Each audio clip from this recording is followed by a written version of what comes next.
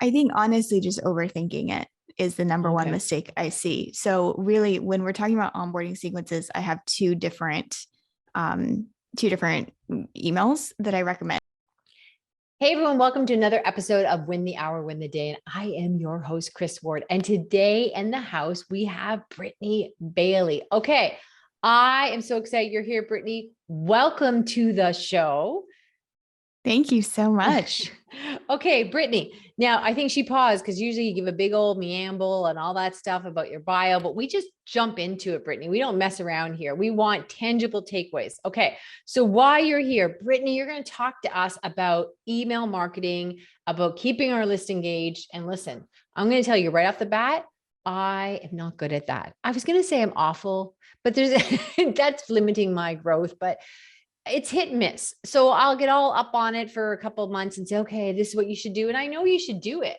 But then I think, I don't know what I'm sending them. And here's some tips, or here's something that happened to me on the weekend. Does anybody care? And so then I lose momentum and I think my energy should be put somewhere else. So tell me why I'm wrong. I know I'm messing this up, but how do I fix it? I don't think you're wrong. I actually, in all of the years that I've been doing this, which is 6, I have not connected with an entrepreneur who didn't have that experience. Because the thing is, we all have busy lives and we all have a lot of things on our plate. And email marketing is one of those things where it's a cumulative effect. And so if you do it for a couple of weeks, you're not probably going to see an immediate massive spike in ROI and massive response. And so it's one of those things that's like a slow burning fire.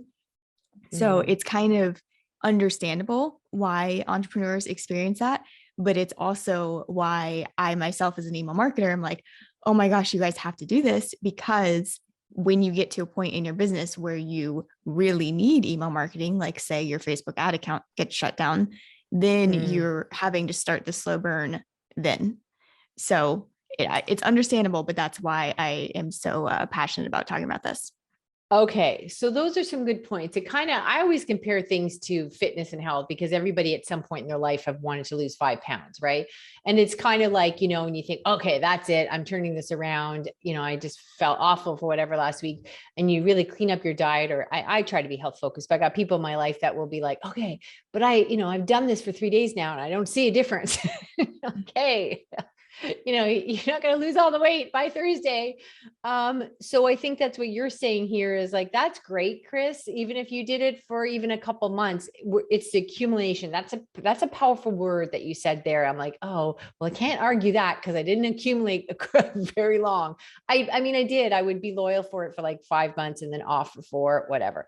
Okay. So accumulation, powerful word. It's going to haunt me, right? Because now you can't argue against it. You're like, well, I got to wait and see this out. And I agree with you 100%. We all know, we know that we can't depend on the socials. They're so moody. And I'd love to have a business like Facebook where I can just eliminate people, shut them down, or do whatever. And then you don't even have customer service. You can't even call and say, well, you were wrong, and here's what you did. Now, let me back up. I don't think I would love to have that business, but they do have quite a clobber and a firm hand and a moody hand at that. So we know it's important. So then what am I putting in these email broadcasts? How long should they be? What am I doing right or wrong or anything? Yeah. So really email marketing, I look at as having 3 pillars. So Okay. we have one pillar that is our, what I call core sequences, staple sequences, whatever you want to call them. These are evergreen sequences that you are sending out consistently. Then we have our segmentation, which is kind of like the tech side of things. It's making sure that we are leveraging those core sequences, meaning when somebody joins product A, they are getting a sequence for product B, and that's only possible if we're segmenting correctly.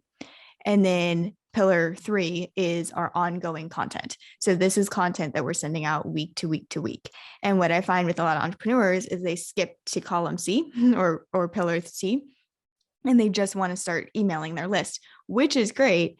But if we don't have these other 2 things in place, we're not really going to be able to pull cash off the table from our list. And so I always like to look at it in this holistic way, that there's 3 pillars to content marketing. Okay. So, all right. I agree with you. So we're all just going, well, we should email the list, and we do it, and then we fall off the wagon and we crawl back on, all that stuff. Fabulous. Now, for those of us who are not doing a lot of products out there, let's say we definitely have had, info products and stuff like that. But for the bulk of it, we do coaching. We've got the winner's circle. We've got things like that. And we may be promoting that. So when they come into the list, my theory is that they're all, at this point, I'm dealing with entrepreneurs who've been in business at least 5 years, they're service-based, they're doing well, but they're still working too hard for what they're doing. So they may look good on paper and everyone thinks, oh yeah, you've got it figured out, but they don't realize the amount of hours and grind they're still putting in there, right? So then I guess I would think, how am I segmenting that? Is it possible? Am I naive to think I could have one group that they're really not that segmented? Yeah, if you have just one main product, then Yeah. you might not need to do a lot of segmentation. Okay. So typically when I look at segments, I have two for every product. So one is clicked and one is customer. So if I have product A, then anybody who was sent the promo emails for product A and clicked on them but did not buy, they are a clicked segment. So I know that later when I relaunch product A, I'm going to that list first because they're already warm. Then I have a customer tag. Okay, hold on. Let me product A. pause you there Okay, just yep. so I understand. Mhm. So I could be doing, for the winner's circle, we tend to all think about product, like, info products, but I could be saying, okay, we've got this new program, the winner's circle, guarantee you're going to love it. It's a different price point and really easy investment for you guys to get the same results as the private coaching. So I could put a message out there, and then the ones that show any interest or click in any capacity, now we segment them. So I was thinking the segmentation had to happen as soon as they came in, and it could, but I can also segment them later. Yep, exactly. Okay. It can definitely happen as soon as they come in. If you want to say, these people clicked on my podcast link because I put that in my onboarding sequence or whatever. Okay. So it's really like, it's interest driven, and that allows you to create sequences that are going to convert higher because you are sending them directly to people who have already told you they like podcasts, or directly to people who already told you they prefer physical books rather than audiobooks or whatever. So you're able to really reach the people who you want to reach. It gives you higher open rates, gives you higher conversion rates, all the good things. So segmentation is really critical, but it's not talked about a lot. No, I think you bring up some really good points, because I think we all, or I did, I can't speak for everybody else's silliness. My mindset was like, okay, if I've got product A is info product, whatever we'll call it, don't pull your hair out, you're too busy, info product, 7-week course. And then product B is our outsourcing playbook for busy entrepreneurs, and product C. So I thought, oh, those are it, but they could just be, like you said, interest driven. So we know that they opted in because they something on our podcast page. Great. All right, they're over here. So I was just thinking like physical products that you would sell to make money on, determine it. But this whole idea of interest in the segmentation, even though it's the same, maybe I'm covering the same topic, whether they read my book or heard the podcast or came in a different way, that's a whole different thing, right? And I guess it would also even determine, let's say they got my free audiobook. So then maybe I'm going to send them more audio type stuff because they've shown interest in that. Exactly. Okay, all right. That's an aha moment there. Okay. So when we're doing the ongoing emails, as I said, I struggle with that. What are some rookie mistakes we're all making there? I think honestly, just overthinking it is the number one mistake I see. So really, when we're talking about onboarding sequences, I have two different emails that I recommend. And so the first one is external driven. So it is, for you, would be a great example. Hey, we have a new episode of the podcast. And so what that email is doing every single week is training your subscribers to look for an email from you that makes them click to go somewhere else. So our click-through rate is what we're really building in that ongoing email. So every single Tuesday, for instance, you have a new episode come out and you send an email that says, hey, we have a new episode. It's this person. We learned this. Open the curiosity loop and send them to, wherever they listen to podcasts. So that's email number one.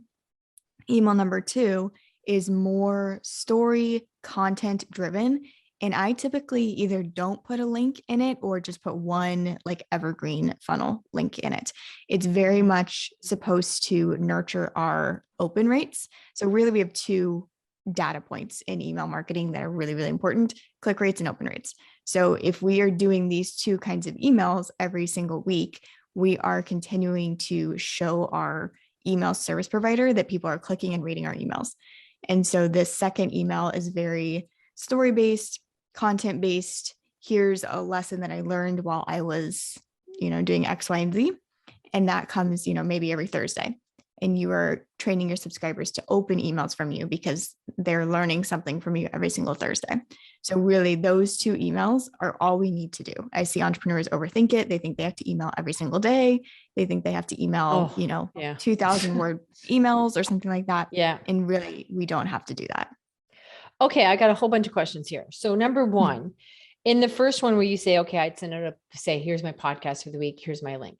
Now, I guess, I know this in business, you hear all these little things that, well, yes, that's true, but it doesn't apply here and you can't take it as gospel. So one of the other things we've had other people in the shows that be mindful, it's better if you don't have links in the email because a lot of the providers like search for that. Right. So, but I guess what you're saying is even if that's true, now we've got two options. We've got the email link and then we've got one without a link. Correct? Yes.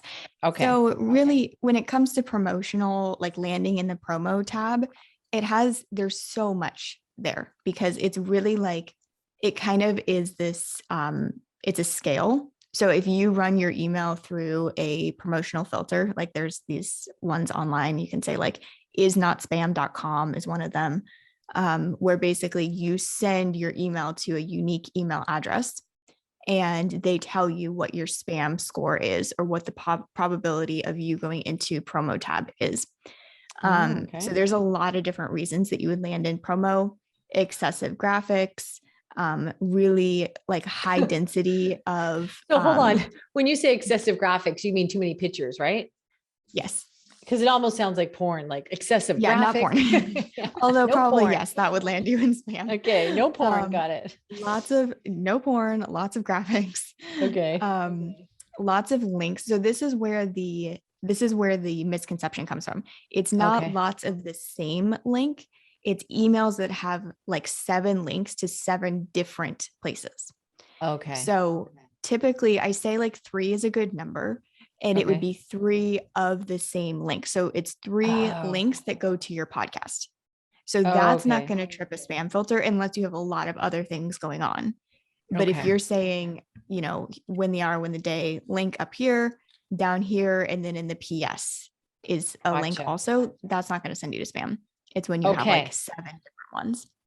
Perfect. Okay. That's a great clarification. And then number 2, my question is when you talk about story driven. So my fear was I was doing stories and I may have been doing it from the wrong angle. So in one hand, I might so yesterday I had a client and she was like, she's new to us and she was just full Lord because she went away for 3 weeks and she came back and usually she went away for a week. My apologies. She went away for a week and she came back and she says, usually I call this snow banking. You go away and you think, oh, I had a week off, but no, you don't get rid of the snow. You just got piles on both sides of your vacation. Right. So she came back and she said, normally if I take a week off, I come back, it takes me 3 weeks to catch up. And she said, this is insane, Chris. I really did 80 hours worth of work in 1 week and I didn't even quite work 40 hours. Like she was like, this is crazy. Right. And cause I didn't believe what you said. This can be done. This is crazy. So my concern about putting that in the email broadcast is I feel like I'm just lecturing and saying the same thing over and over again. Like, okay, it's like, you should be healthy. Here's what, here's a tip, eat carrots, don't have potato chips when you're watching the game. Right. So could the story sometimes be that, but then also the story is more effective if it's from my journey of learning versus, I don't know, you tell me. Yeah. So everybody has a different style of communicating, right? For you, it might sound natural for you to take it into your voice and say, this is my journey and this is what happened. But when we're talking about case studies, which is essentially what that would be, it doesn't necessarily sound like lecturing. It's more inspiring or motivational, right? So it's really the way that it's told. But I know that there have been times like just as a random example, like I was frustrated with how I just kept hitting this ceiling of Instagram followers. Like I kept getting to this place and it was just stuck, no matter how much I was publishing. So if I got an email from an Instagram marketer who was like, this person was stuck, and then they did X, Mhm. Y, and Z, and now they have 20,000 followers, that to me would be like, cool, that's what I want. That's what I've been trying. What do you have to offer me to get me there? So Okay. it's more So of I showing the think I path. got confused with story, but you're right, versus case study. Okay. So then it's kind of like, this is my new dark obsession. It's hilarious. And never, if somebody told me this a year ago, I would have laughed out loud at them. Anyhow, and I'm sure I've mentioned this before because I'm telling you people, I'm all up in it, but I watched the Netflix Formula One docu-series. Mhm. And then I start watching the racing last year. Crazy.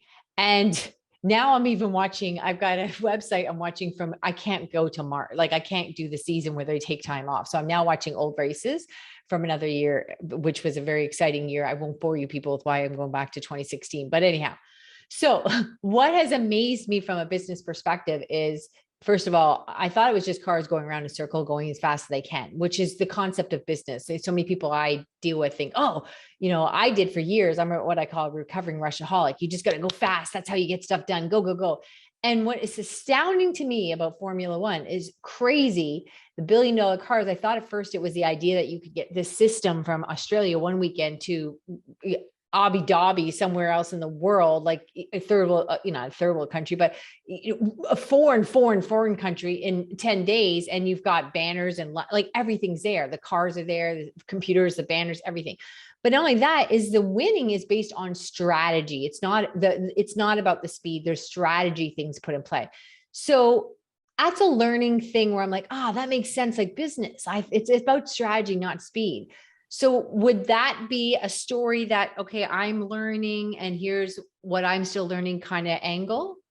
100%. Yeah. Okay. So what I like to think of these emails as is like, hopefully we all love our customers, right? I know I love my customers. So what I like to think of these emails like is like, I am telling my friend what has helped me this week. So Okay. I'm literally just being like, hey, oh my gosh, I was watching this. And this is a little bit my voice too. So if you have a more like buttoned up voice, it wouldn't probably be as informal, but it'd be like, oh my gosh, I was watching this docu-series and it totally made me think of business because this, and this. Have you ever noticed something like that? Or have you ever drawn that conclusion or whatever? Because we're inviting them to respond to us. That's another great Mm. tactic when we're emailing.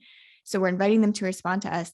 And it kind of breaks down these walls, that we have with our marketing, where it's like we're not that accessible, or people aren't quite understanding like how you got from point A to point Z. It feels like, to us, to entrepreneurs, it feels like we're telling our story all day long every day, but Yes. everybody has 20,000 people on their email lists, and so they're seeing your email maybe less frequently, and so to them they're like, oh right, Chris, that's exactly right. Yeah, oh my gosh, that's so helpful to me. And so, to them, it's not like you're telling your story all the time. It's only like that to you. And sometimes I always I have a saying, I forgot I knew that, right? Like, I knew, because I read stuff from other people and I think, oh, that's interesting. Oh, she watches a show that I do or whatever. But again and again and again, I have to hear that I think, well, what I'm doing isn't as interesting, or I don't have like, you see somebody else, like one of my clients, she's a designer. It's like, oh my gosh, everything's so interesting because it's show and tell and all this other stuff. So I think you just forget that it is part of building a relationship, them getting to know you. And then I always look at my life and say, well, I quite like my life, but it's very quiet. I've been living like I'm a 90-year-old since I was 22 years old. I just like to get up early and do stuff and be home at night. And so I keep thinking, well, that's boring. So I don't have really powerful takeaways or something, but it's keeping the conversation open and keeping them engaged. Exactly. Right. Exactly. Okay. Yep. It kind of reminds me of during this crazy pandemic, there was some family that I didn't get to see like everybody else. And I would normally see them every 3 months. We travel, we all get together. That's fine. And then I realized, oh, this isn't happening. And so you would call them once a month and it just wasn't the same, because it's like, well, what happened this week? Well, kind of nothing. So then we got on a Zoom call every Tuesday night, the three of us.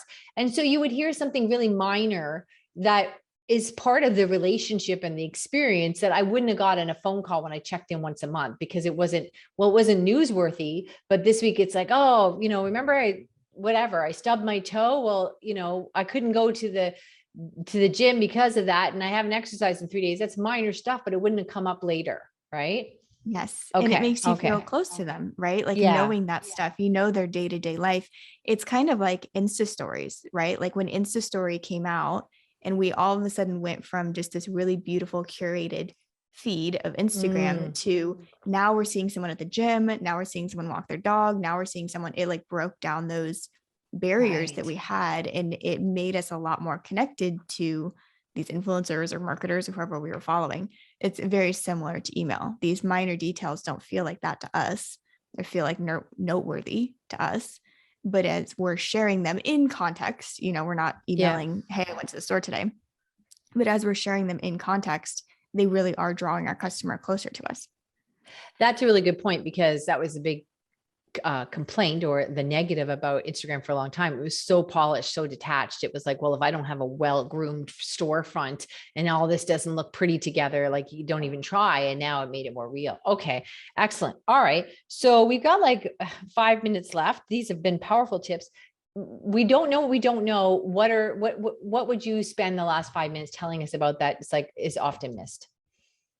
Onboarding sequences. So onboarding sequences, as I mentioned earlier in the conversation, we have core sequences.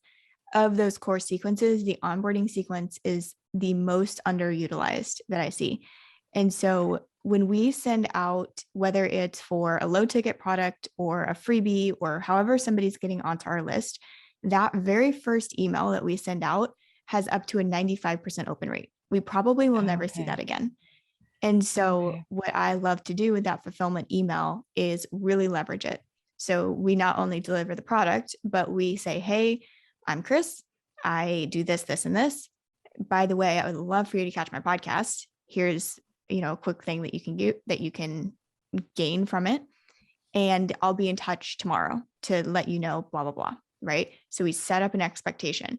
Then we send another email. So I like to do this in 5 parts.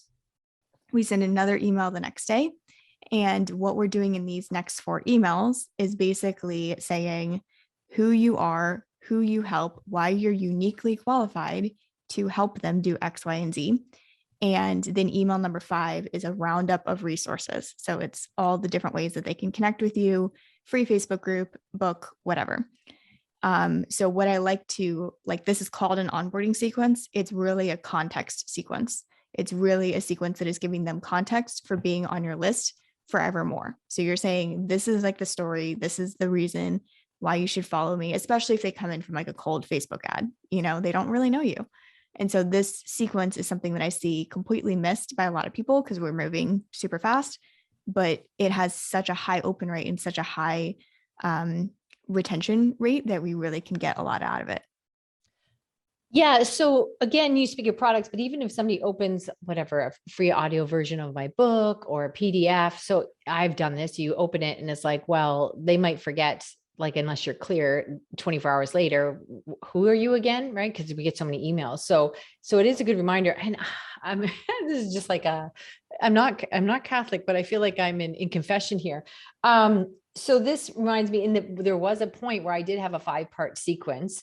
And because Russell Brunson's all about that and funnel hackers and stuff, but it felt so constructed to me. I do think yours has a gentler touch to it that I just thought, oh my gosh, they said to me, it was like somebody said hello. And now I thought they said hi. And I thought maybe they liked me and I called them every day for 5 days. That's what I felt like. I was like, okay.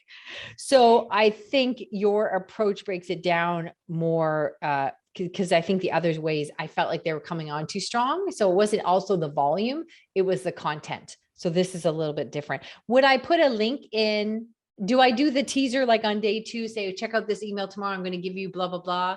Do I give a hook and a tease and a link? What's the formula there? Yeah. So they're frozen. So once they get onto your list, from however they get onto your list, I don't send them those 2 emails that I talked about as ongoing emails until they go through the onboarding sequence. So they get into your list and they get these 5 emails, and then they get dropped into the main list where they're getting your teaser emails and your story-based emails twice a week. Okay. And so during these onboarding emails, we would do maybe one link as per email, all the way up to email number 5, which is the resource email. Okay. But it's a very soft call to action.